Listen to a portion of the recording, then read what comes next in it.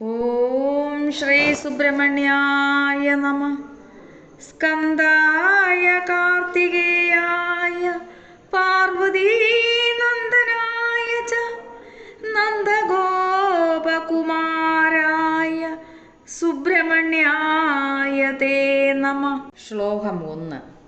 സുബ്രഹ്മണ്യോഗ്രതപാദു സേനാനീ പാദു പൃഷ്ഠത ഗുഹോ മാം ദക്ഷിണേ പാദു വഹനിജ പാദു വാമത. സുബ്രഹ്മണ്യൻ എൻ്റെ മുൻഭാഗത്തെ രക്ഷിക്കട്ടെ, സേനാനി എൻ്റെ പിൻഭാഗവും രക്ഷിക്കട്ടെ. ഗുഹൻ വലതുഭാഗത്തെയും വഹനിജൻ ഇടതുഭാഗത്തെയും രക്ഷിക്കട്ടെ. ശ്ലോകം 2. ശിരപാദു മഹാസേന സ്കന്ദോ രക്ഷേലലാടകം നേത്രേ മേ ദ്വാദശാംശ ശ്രോത്രൈരക്ഷതു വിശ്വഭൃത്. ശിരസ്സിനെ മഹാസേനനും നെറ്റിത്തടത്തെ സ്കന്ദനും കണ്ണുകളെ ദ്വാദശാക്ഷനും കാതുകളെ വിശ്വഭൃത്തും രക്ഷിക്കട്ടെ. ശ്ലോകം 3. മുഖം മേ ഷൺമുഖപ്പാദു നാസികാം ശങ്കരാത്മജ ഓഷ്ടൗ വല്ലീപതിപ്പാദു ജിഹ്വാം പാദു ക്ഷടാനന. മുഖത്തെ ഷൺമുഖനും നാസികയെ ശിവപുത്രനും ചുണ്ടുകളെ വല്ലീപതിയും നാവിനെ ക്ഷടാനനും രക്ഷിക്കട്ടെ. ശ്ലോകം 4. ദേവസേനാപതിർദന്താൻ ചിമ്പുകം ബഹുലാത്മജ കണ്ഠം താരകജിത്പാദു ബാഹൂദോദശ ബാഹുമാൻ. ദേവസേനാപതി ദന്തങ്ങളെയും അഗ്നിപുത്രൻ താടിയെയും കണ്ഠത്തെയും ദ്വാദശ ബാഹുമാൻ കൈകളുടെ മേൽഭാഗത്തെയും രക്ഷിക്കട്ടെ. ശ്ലോകം 5. ഹസ്തൗ ശക്തിധരപ്പാദു വക്ഷപാദു ശരോത്ഭവ ഹൃദയം വഗ്നിഭൂപാദു കുക്ഷിം പാത്വാംബികാസുത. കൈകളെ ശക്തിധരനും മാറിടത്തെ ശരോത്ഭവനും ഹൃദയത്തെ വഗ്നിഭൂവും ഉദരത്തെ അംബികാസുതനും രക്ഷിക്കട്ടെ. ശ്ലോകം 6.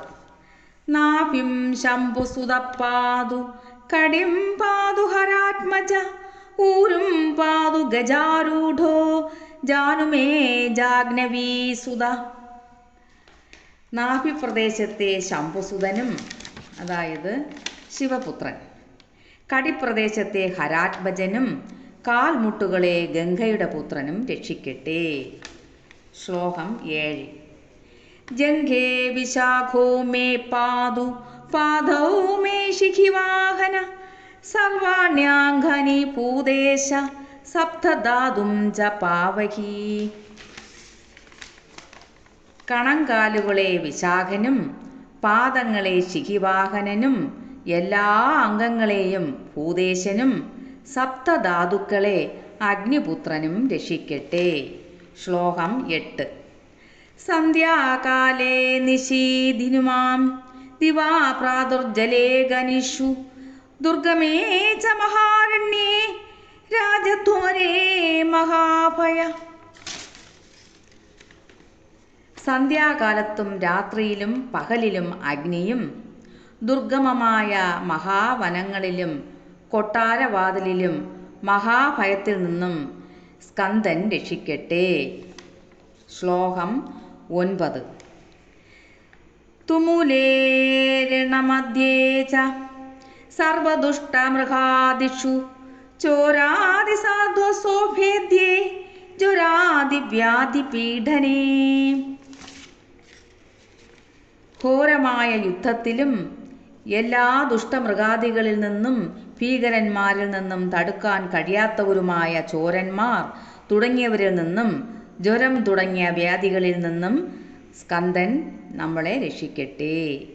ശ്ലോകം 10.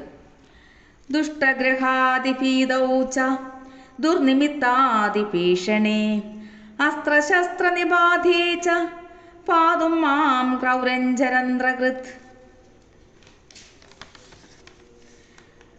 ദുഷ്ടഗ്രഹങ്ങൾ തുടങ്ങിയവയിൽ നിന്നുമുള്ള ഭയത്തിലും ദുർനിമിത്തങ്ങൾ തുടങ്ങിയവയുമായുള്ള ഭീഷണിയിലും അസ്ത്രങ്ങൾ, ആയുധങ്ങൾ എന്നിവ പതിപ്പിക്കുന്നതിലും ക്രൗഞ്ച പർവ്വതത്തെ പിളർത്തിയ ഭഗവാൻ രക്ഷിക്കട്ടെ.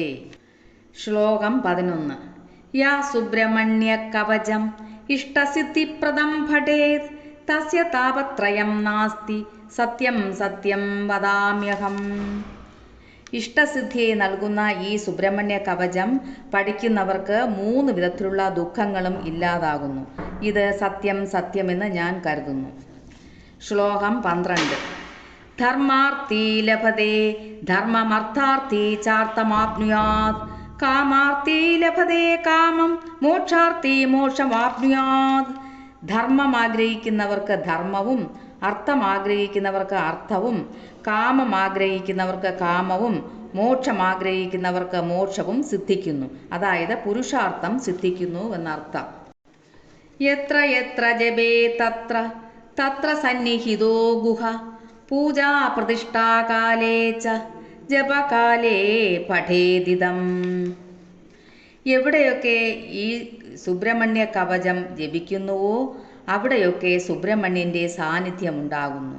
പൂജയിലും പ്രതിഷ്ഠാകാലത്തും സുബ്രഹ്മണ്യ കവചം ജപിക്കുന്നത് മൂലം സർവ ഐശ്വര്യങ്ങളും ഉണ്ടാകുന്നു.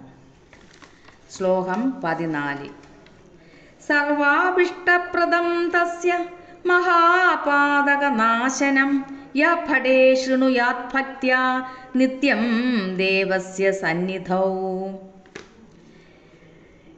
എല്ലാ അഭിഷ്ടങ്ങളും നൽകുന്നതും മഹാപാപങ്ങളെ നശിക്കുന്നതുമായ ഈ സുബ്രഹ്മണ്യ കവചം നിത്യവും ദേവസന്നിധിയിൽ വച്ച് ശ്രവിക്കുകയും ജപിക്കുകയും ചെയ്യുന്നവർക്ക് എല്ലാ ഐശ്വര്യവും മോക്ഷപ്രാപ്തിയും ലഭിക്കുന്നു.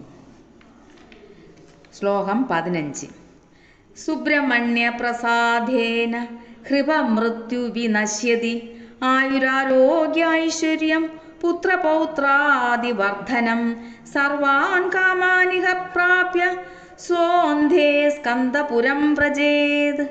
സുബ്രഹ്മണ്യ പ്രസാദത്താൽ അപമൃത്യു ഉണ്ടാവാതിരിക്കാനും ആയുസ്സും ആരോഗ്യവും ഐശ്വര്യവും പുത്രപൗത്രാദിയും എല്ലാ ആഗ്രഹസിദ്ധിയും ഉണ്ടാവുകയും ഒടുവിൽ സ്കന്ദപാദത്തിൽ എത്തിച്ചേരുകയും ചെയ്യുന്നു. സുബ്രഹ്മണ്യ കവചം സമ്പൂർണം.